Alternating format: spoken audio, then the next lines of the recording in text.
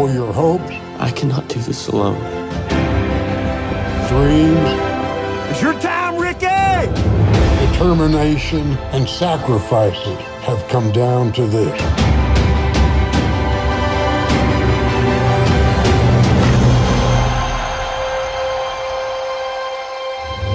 The younger version of you in the movie says, if you do something, you got to take responsibility for it. I'm wondering for you, with this story, with this journey, with all the struggles and success that you've had, I'm wondering what kind of responsibility do you feel for other people who are struggling to achieve their dreams? Yeah, I do, and I do that still today, because it's a message that I want to spread. I want to give something that doesn't cost anything. I want something. I want to give them an inspiration that when I walk out that room, they're looking at me going, "Wow, wow." It's that wow moment, So yes, I do. I want them to know that, guess what? This guy is for real. No phoniness in me, none at all. And so I'm blessed to know that people here know me. They know me. All my ball player friends know me. They know what I did, but they never see a phony out of me. I'm just I left them. I leave everybody with really a great message. Go fight for it. Don't think it's going to be handed to you, because it's not. You're going to have to fight for it, because not everybody can win the lottery. When you're in a role, when you're working on a project, you're taking your time and you're really getting to know those characters, the story. But I'm wondering, what are you going to take with you as you move on beyond this project? What parts of the Hill or Rickey's story do you take with you as you continue your journey? That's a good question. I don't know if I'm ever going to get a movie that I'm this passionate about.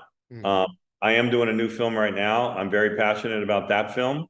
That also has a character like Rickey's character, of a kid who goes through an unbelievable experience to live his dream and has every obstacle in his way. Yeah. I'm bringing everything that I learned from this film to that movie. It's called Long Way Gone. Reserve Entertainment's hired me to do this movie, and we're just waiting now because of the SAG strike. Sure. I just looked for locations and stuff. But what's kind of interesting to me is I felt it was the perfect level of movie to go up to from The Hill. It's a bigger, more the expanse of it's huge. It's a movie with music, so there's big concerts in it, and it's about a kid who wants to go live his dream and be a Nashville country star, and he's got everything in his way you can imagine. He loses everything and meets a girl, and it's very much like A Star Is Born. So that, what I learned on The Hill, everything I adapted to that, I'm going to put into this movie, which is I think what the filmmakers are hoping for too. That they hired me. They're like, oh, I hope that he brings all that stuff he put into that movie to this one. Well, of course, I'm going to do that. Well, I'll say this much to you. I've been a fighter my whole life. And when I got out of, even at 14 years old, I got into the boxing ring. I boxed 14 different fights. Wow. Never boxed before my life, and I knocked out all 14 guys. That's incredible.